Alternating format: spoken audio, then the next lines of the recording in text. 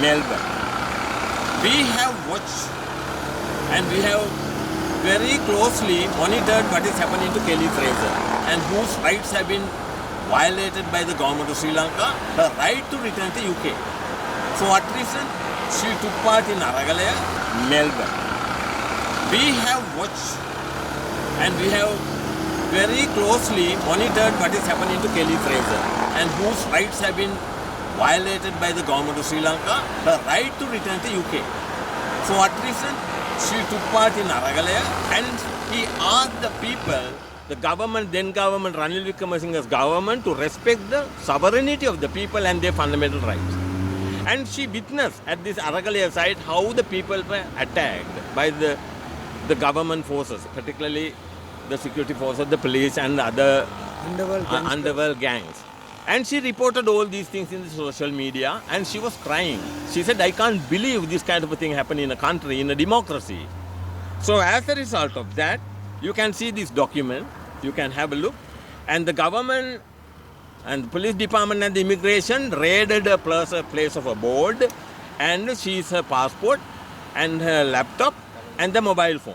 And she was asked to return, and you can see she had visa till 8th of March 2023, and the immigration unilaterally, I must use the word unilaterally, without conducting any formal inquiry, because her right, her legitimate right to remain in Sri Lanka up to 8th of March 2023.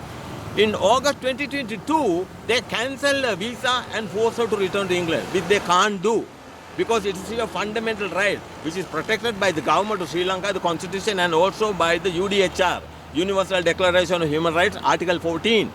And then she challenged it in the court of law. It was challenged in the court of appeal, and Justice Sobhita Rajakaruna, he ruled that the court cannot intervene. He said that the immigration decision cannot be, subject to, it is not subject to judicial review. So what is the option that she has? You must understand, the role the judiciary played in this country, they are required to respect and honor the sovereignty of the people, Article 4D, to sovereignty of the people and their fundamental rights. Unfortunately, the judiciary failed. And what more that she can do? That is the final authority. The judiciary of the Republic of Sri Lanka is under the firm grip of the legislature and the executive. And I have discussed this matter with you very many times. Both these organs have a firm grip of the judiciary. Therefore, the judiciary failed. So the judiciary failed, and this is the very word used by in the judgment. And it says the discretionary power exercised by the control of immigration and immigration cannot be questioned. Again, what he says is that the authority vested in the immigration and immigration department cannot be questioned by the court of law. For any citizen in the court of law, which is completely, that decision is completely flawed, wrong. So therefore, then she wrote to Ranil Wickremesinghe was the head of the state, and on her behalf, because she came to me, because she went to a lot of lawyers, including President Counsel Jeff Alagaratnam and so many other lawyers, none of them was willing to do justice for her, and finally she reached me, I who made representation on her behalf, absolutely on pro bono basis. That means no fee, no charge. And then nothing happened, and then she approached, on her behalf, I approached the Minister of Justice, who that time Vijayadasa Rajapaksa. He talked to, many times he talked to Ranil Wickremesinghe, but Ranil Wickremesinghe is a kind of a man without a heart. Heart plus character. He refused to revoke the deportation order and made her free. Then on April 27, 2022, the British High Commission, a lot of people ask why the British government is not intervened, why don't you go to the British High Commission? And the British High Commission was approached, but the British High Commission also wanted us to surrender her to the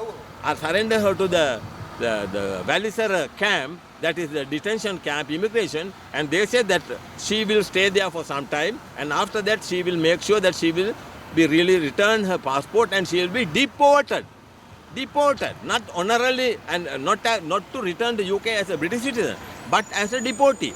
She refused. She said no. I am an independent British citizen. My liberty cannot be curtailed by any authority. She refused. She point blank, she refused and she said, I will not. And then the matter was taken up, reported to the United Nations Human Rights Council on 11th of August 2022. You know what is happening in Gaza, you know what is happening in Lebanon, you know what is happening in Palestine. UN is another puppet body. So nothing happened. And finally it reached Anura Kumara Disanayaka, the executive president. And he was requested on 3rd of October to intervene and to do justice for her.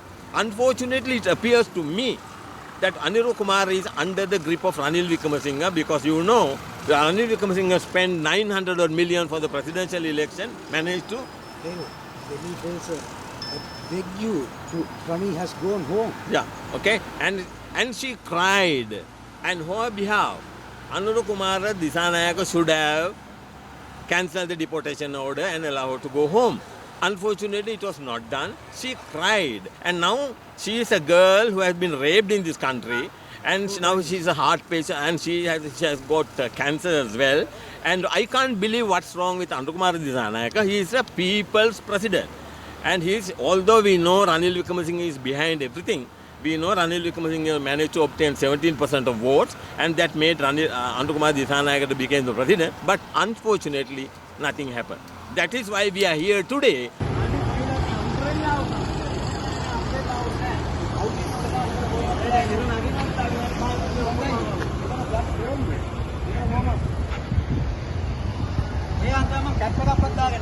Iran මගේ phone එක දෙනවා. ඉරාන් මම කතා කරන විදිහට ඇරෙන්න දෙන්නේ.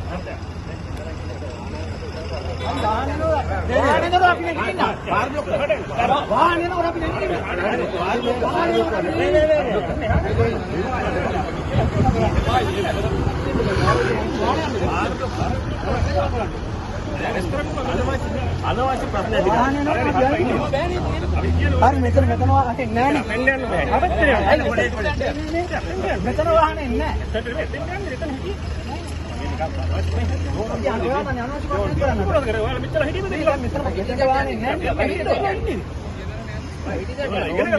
Don't make it issue. ඔයාට කරන අවුල ඉන්නවා. මම ඉන්නවා.